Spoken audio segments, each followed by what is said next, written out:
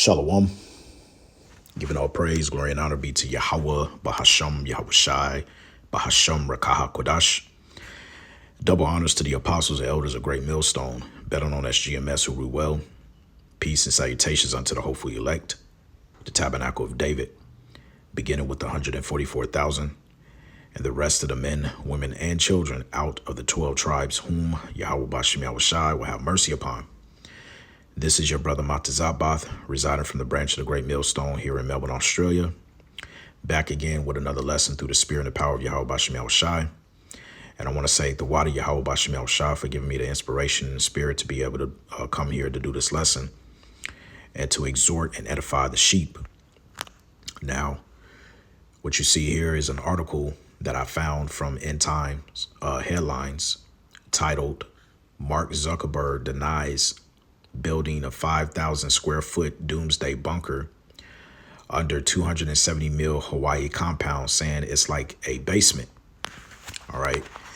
And what sparked my interest to do this lesson is pretty much you're going to have a situation to where a lot of these millionaires and billionaires are going to be coming out of the woodworks on being exposed. Now, the title of this lesson is going to be something on the lines of thou shalt not escape the judgment. All right. And when I saw this article, that was immediately the title that I got for wanting to go into this video is thou shalt not escape the judgment, because now these devils, they understand that their time is up.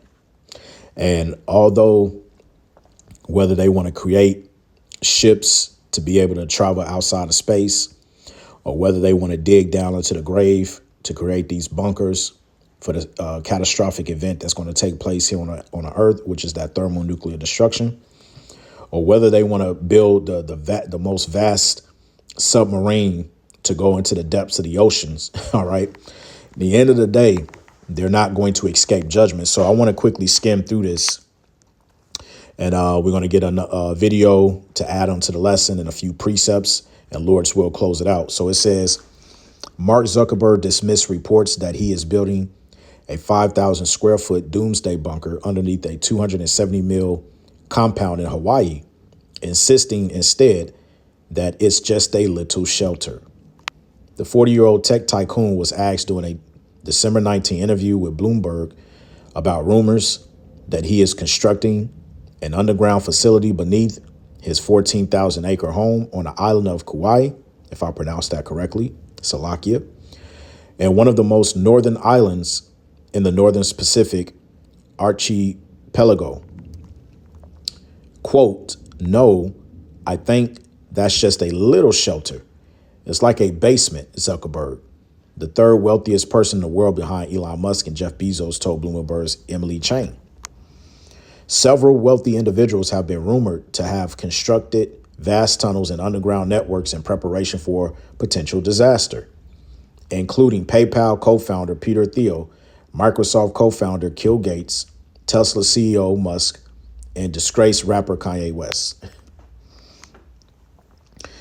And you see how they do Jake, disgraced rapper Kanye West, right? And never mind, all right, the Edomite billionaires, but when it comes to Jake, you see how they got to throw it in there, that little extra on the top.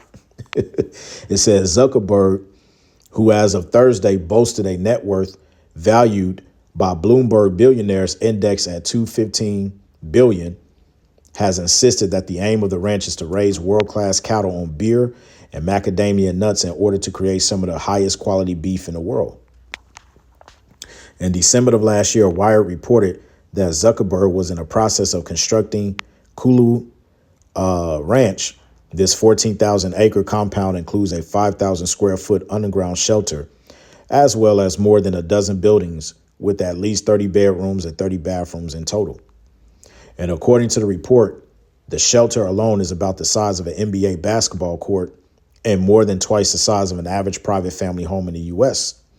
And according to the Wired report, the ranch will have its own energy and food supplies, which noted that the locals on the island, with a population of about 73,000 people, or speculating about what the project will entail. All right. It says the project centerpiece is two mansions that boast total floor area that is about the size of a football field, 57,000 square feet, according to the report. The two mansions will reportedly be linked together by a tunnel that branches off into the underground facility. And each of the dozen of so buildings that include guest housing and operation facilities will be connected by rope bridges that allow visitors to cross from one building to the next while making stops at 11 disc-shaped tree houses. All right. So these billionaires, they got it all planned out, right? Now, we don't need that no more. Now, check this out. I was invited to do what I thought was a talk to like bankers or something at a resort. And instead of me going out on stage to do a talk, they brought these five guys into the green room who started peppering me with all these questions about the digital future, Bitcoin or Ethereum and augmented reality or virtual reality. I figured it was one of these things where it's just these five billionaires looking for, investment strategies from someone who's on the ground in the cyber revolution. And eventually they got around to the question of, Alaska or New Zealand. Right? So they wanted to know mainly how to prepare for the inevitable collapse of society. And the question we spent most of the time on was, how do I maintain control of my security force after the event? Because their money's going to be worthless and these guys will turn on them. And it just struck me that here are the wealthiest and most powerful men I've ever encountered, yet they feel utterly powerless to influence the digital future, that the best they can do is prepare for the inevitable collapse and, insulate themselves from the reality that they're creating by earning money in the way they're earning it. And it was sad, but it was indicative of the way these folks are thinking. The high-level billionaires, like the Elon Musks and Jeff Bezos, they want to get off the planet altogether, really just leave us behind. But the mid-level billionaires who can't afford rocket ships, they want to build, bunkers and secret communities and get robot guards and, and to protect themselves from the rest of us. Let's take that back a little bit again. Of the way these folks are thinking. The high-level billionaires, like the Elon Musks and Jeff Bezos, they want to get off the planet altogether, really just leave us behind. But the mid-level billionaires who can't afford rocket ships, they want to build, bunkers and secret communities and get robot guards and, and to protect themselves from the rest of us. Hence why I titled this lesson, all right, thou shalt not escape the judgment. Okay. I don't want to start off here in Lamentations 4 and verse 21. Because, see, these devils, the Edomites, beginning with the top banking elites, they think that they're going to escape the judgment. And they understand what's coming and they understand who's coming back. So they're trying to do everything in their power to set up shop so they can, escape the wrath of the Lamb. But it's going to be to no avail for them. Now, this is Lamentations 4 and 21. Rejoice and be glad, O daughter of Edom, that dwellest in the land of Uz. The cup also shall pass through unto thee, and thou shalt be drunken and shalt make thyself naked. All right. In other words, all right, the same cup that was passed unto us Israelites, we had to drink the cup of slavery. We had to drink the cup of being scattered amongst the nations through our disobedience. Guess what? OK, as it mentions in Revelation, the 13th chapter, verses 9 and 10. OK, he that have ears to hear, let him hear. All right. He that leadeth into captivity shall go into captivity. So guess what? We had to go into captivity. You devils are going into captivity. As said, the scriptures in Psalms 149, verses 7 through 9. OK, we shall bind their nobles and kings with fetters of iron. All right. So all of you top billionaires and whatnot, you got first dibs in slavery. That's the reason why the Heavenly Father has made it so that you go into those bunkers that you are creating for yourselves, because you're going to be taken from those bunkers, and then immediately you're going right into captivity. Okay. It says, verse 22, the punishment of thine iniquity is accomplished, O daughter of Zion. He will no more carry thee away into captivity. And this is what we are waiting for. That's why we have to be patient. Okay. Because we're still in captivity. All right. You need a passport in order to leave the country. All right. You're tied to you're considered a commodity or asset through your social security number. All right. That's why anytime you pay a utility bill, you have an alias, which your names is printed in all capital letters. OK, because you have something in the court system called the maritime law versus the common law. Look that up. All right. So even though you may not be you may not have the actual chains on you. OK, they have mentally enslaved our people. Why you think why you think this truth, all right, is so endear unto us through the Rakakwadash? Because Yahweh Shah said it himself, the truth shall make you free from your mind, because you understand, what's at hand and what's foretold to come. All right, that everything that we're going through now is only temporary. Right. So it says he will visit thine iniquity, O daughter of Edom. He will discover thy sins. All right. And that's currently being done through the service to prophets. All right. By making inquisition upon Esau, Edom up to the heavens. That's why we are known as a little sanctuary. OK, wherever we are set up. And when we go out to do these lessons, give these epistles, when we go out on the highways and hedges, OK, we're making inquisition upon these devils, man. And the Lord is hearing our petition up in the heavens. Right. So let's go from there to Revelation, the 6th chapter. All right. Because he spoke about the bunkers. Right. This is Revelation 6. And I'm going to start at verse 13. It says, and the stars of heaven fell unto the earth, even as a fig tree casteth her untimely figs when she is shaken of a mighty wind. All right. Now, this is a parabolic talk for the ICBM missiles. All right. That John the Revelator saw. But he didn't describe them as being missiles. He only could describe them as, best he could during his time of what they look like. They look like stars falling from heaven. And the key part here says when she is shaken of a mighty wind. And what is that mighty wind? Let's go to Jeremiah 51 and 1.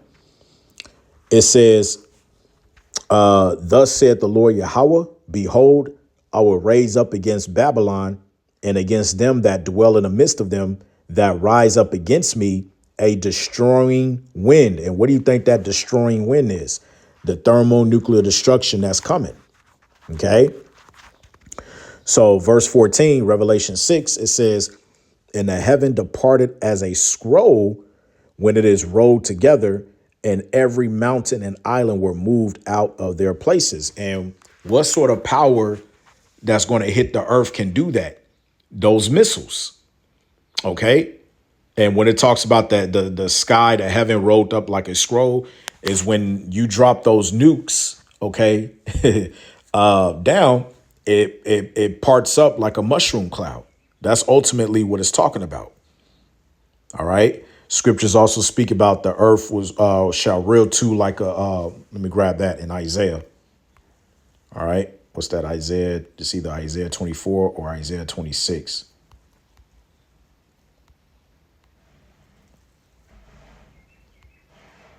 Isaiah 24 and 20.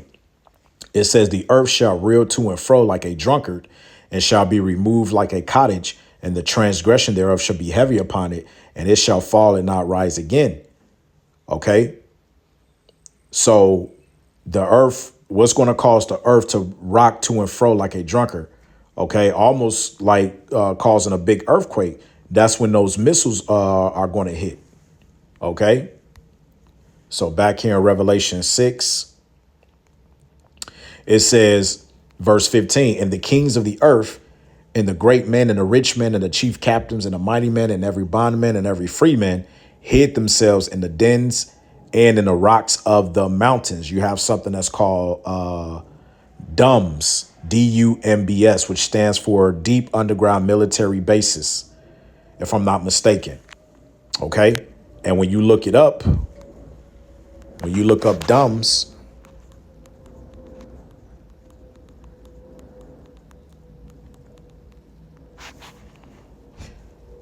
all right.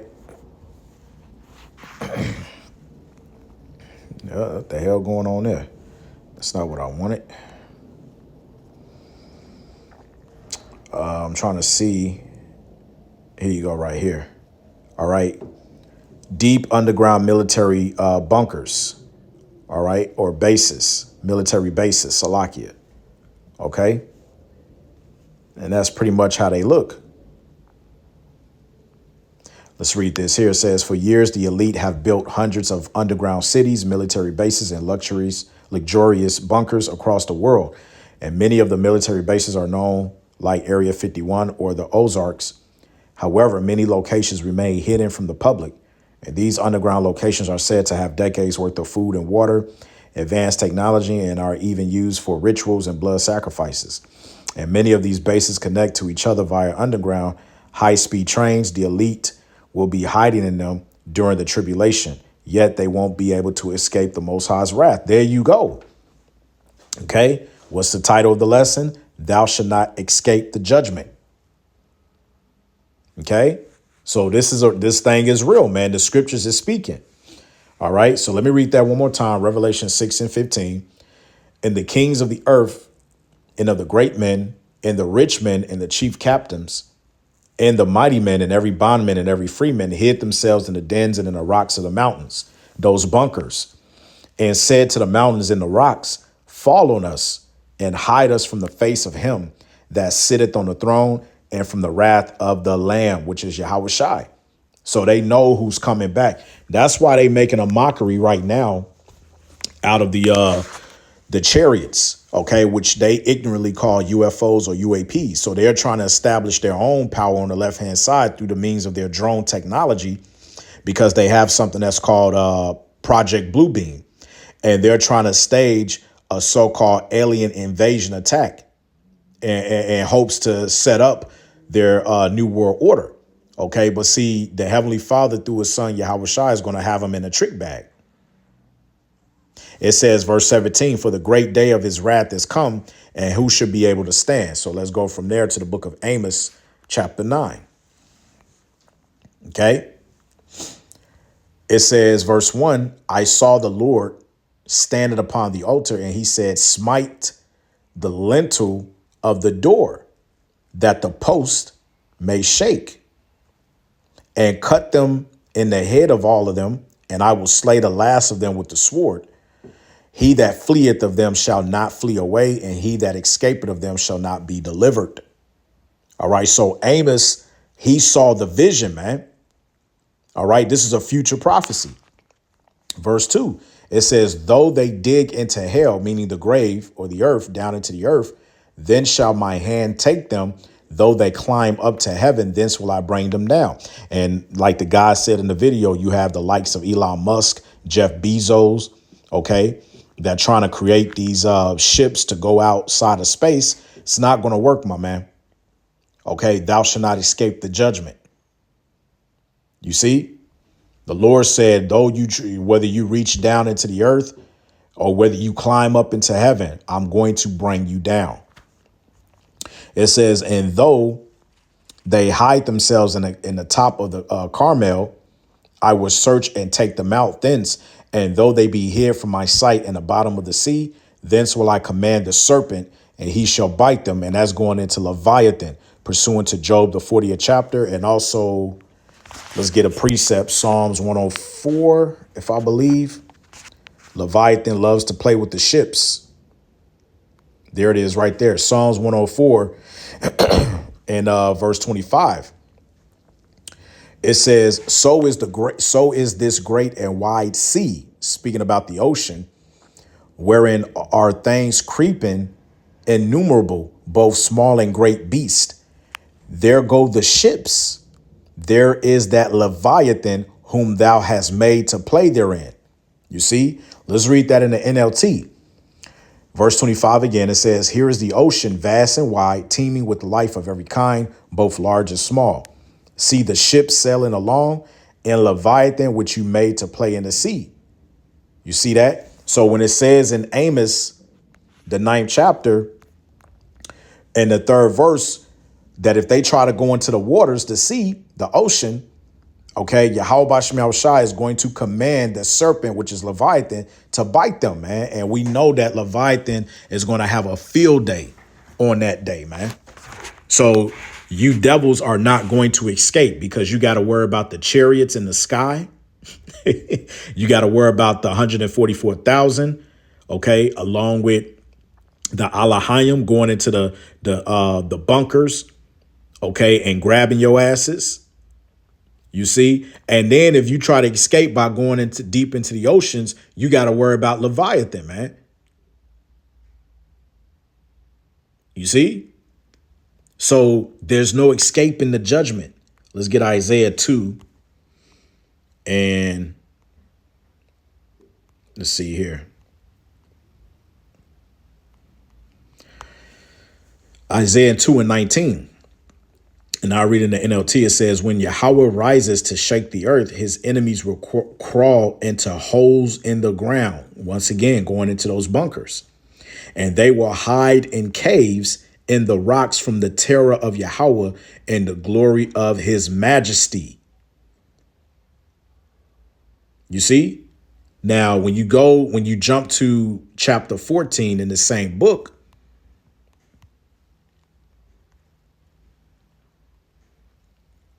let's see here.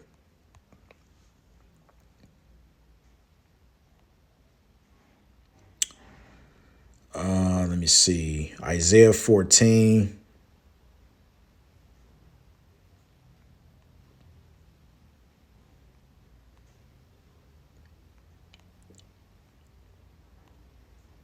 Yeah, here it is right here. I'll start at verse 13. It says, for thou hast said in thy heart, speaking of Esau, Edom, I will ascend into heaven. I will exalt my throne above the stars of power. And I will sit also upon the mount of the congregation in the sides of the north. And how did he do that? Think about his airplane technology, his satellites up there, Google images, all right, his pseudoscience, his technology. Verse 14, I will ascend above the heights of the clouds. I will be like the Most High. You see? Yet thou shalt be brought down to hell, to the sides of the pit. Okay? And so that's what's going to happen. That's why it tells you in Isaiah 47, sit on the dust, O virgin daughter of Babylon. There is no throne. All right. So they're going to be brought down, man. All right. Also tells you in Revelation, the 12th chapter. All right.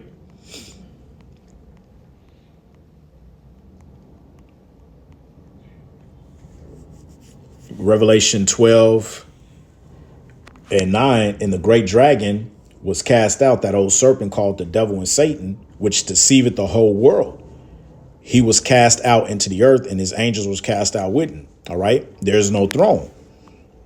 To be cast out into the earth means to be brought down. OK, because right now this is their heaven. This is their rulership, but they're going to be brought down. OK, speaking of Esau, Edom. And I heard a loud voice saying in heaven, now is come salvation and strength in the kingdom of our power and the power of his anointed.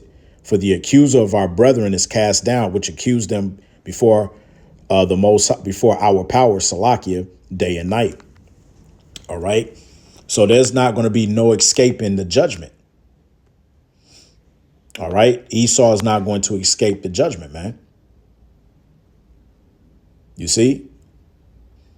So, yeah, that's pretty much it. You know, I just wanted to speak on this and let you know what they're trying to do, but it's not going to work. All right. So I'm going to end it off on there. I pray that this lesson was edifying, giving all praise, glory, and honor be to Yahweh B'Shem Yahweh Shai B'Shem Rakaha Kodash. And double honors once again to the beloved apostles and elders of Great Millstone. better known as GMS, who rule well. Peace and salutations unto the hopeful elect, the tabernacle of David. And so on to the next, Lord's will.